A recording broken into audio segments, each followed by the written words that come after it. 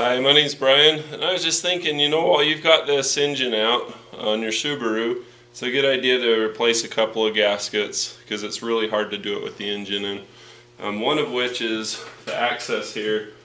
When you go to pull out the pistons on a Subaru, you see how they're opposing, they go straight in. So there's no connecting rod bearings underneath for you to undo. The way you get to them is you pull these access caps. There's one here. There's a great big one here, and these two gaskets you want to replace while you're in there. Over time, the white gasket material that you see on your oil pan, they use the same one for these, and you'll notice that, or by the time you're at 150 to 170,000 miles, your oil pan gasket's going to be leaking, but also quite likely this is going to be leaking. And the material that they use, it's decent. It's anything that lasts 150,000 miles. That's above and beyond the Call of Duty. That's pretty good. The rear main seal is even better. They usually go to sometimes 250,000 miles before leaking. I mean, they're dang near bulletproof.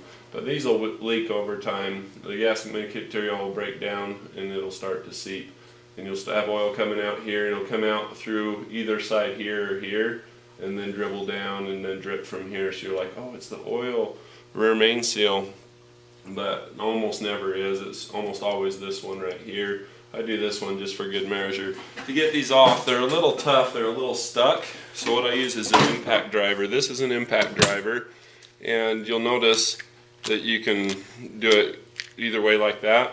When you push on it, when you've turned it counterclockwise and pushed in, when you hit the back of it with a hammer, it causes it to shock the bolt counterclockwise. I'll show you what I'm talking about. You get it nice and secure in there. I like to rest my wrist on one of the bolts that hold the belt housing of the engine to the transmission.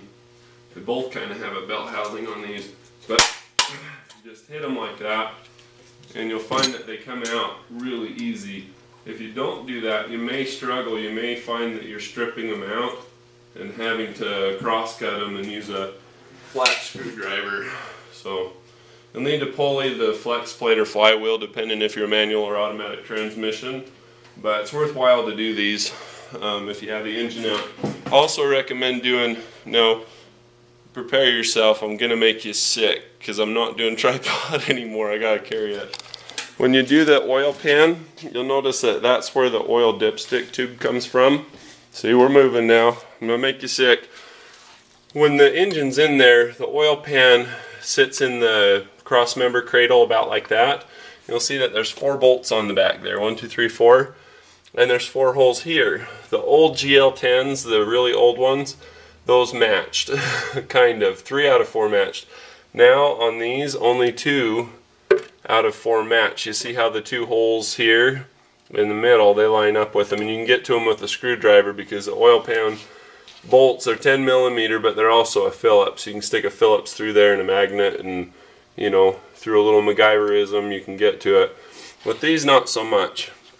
If you have the engine out and you plan on having this car till 700,000 miles or so, I'd recommend lining up where the holes are on this thing. They're all in a straight line on the oil pan, but measure across how far they are and then just drill holes so that you can have access. What I do, rather than that, for most of the cars I service, I'll do the oil pan gasket because it's not too hard when you have it out. It's much, much easier.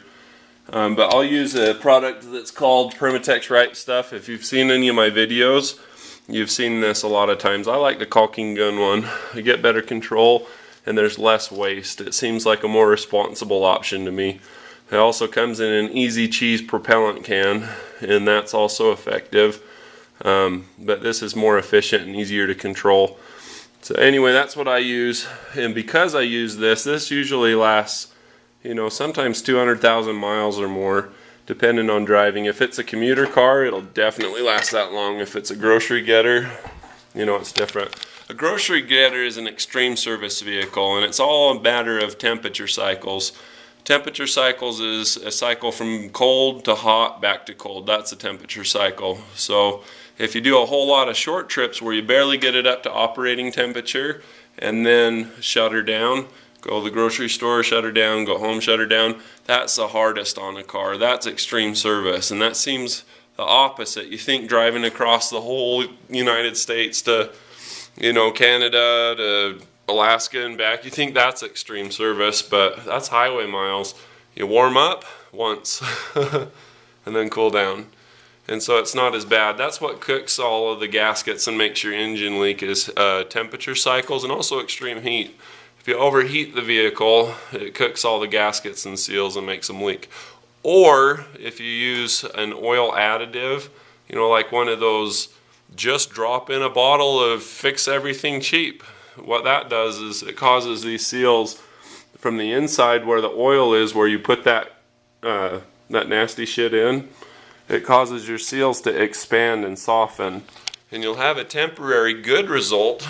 But say I wanted to get this one to stop leaking, not that it would, these usually don't, but not only did I soften that one, but I also softened this one, and I'd soften my cam seals, and I'd soften all these other seals all around, not the water pump seal, but maybe the gasket seal around it. But my point is, you know, don't use that stuff. Same thing with radiator stop leak. You're so much better off to just do it right. So anyway, I like to rant on things, and you know, sometimes it's helpful and sometimes maybe I'm just rambling on, but you know, I really like Subarus. I think that they're a great vehicle. And the reason that they're great is fundamentally they're designed to grab the road. I mean, a four-wheel drive car, seriously, why wouldn't you want one of those? Anybody that's driven a big old, you know, 1970s jalopy rear-wheel drive and gotten stuck on a flat surface to where they really couldn't move and the car's so heavy and so limited on traction, these are the opposite of that.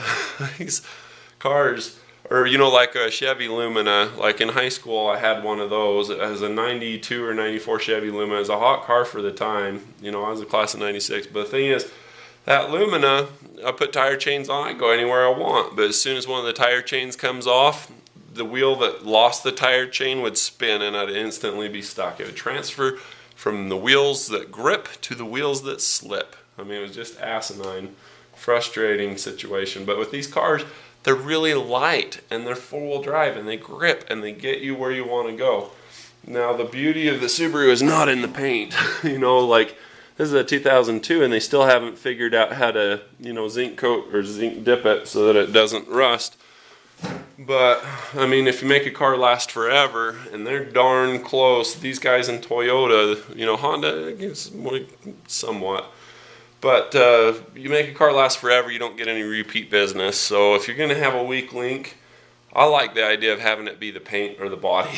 You know, let people that are worried about the cosmetics be forking out the big money and losing the big money on a new car.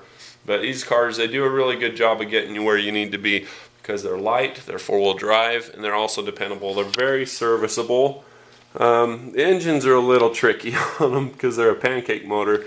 But that also makes them awesome for light aircraft, and you know, it makes it a little tough to get them out of the junkyard, so it's a good idea to get these skills on making these engines reliable again. But man, I like them. I think they're a great car. So anyway, here's a couple tricks. If you get your engine out, I'd replace those two gaskets on the back, and I'd also replace your oil pan gasket, and I'd do it with Permatex Right Stuff, or drill some holes. You know, if you can't get your hands on it, maybe you live in Saudi Arabia or someplace and you have trouble getting access, so I'd maybe do some holes so it's easy to do the oil pan gasket in the future. Hope this is helpful to you. Be sure to rate, comment, and subscribe. That'll help other people find the video, and that's all good karma. So cheers.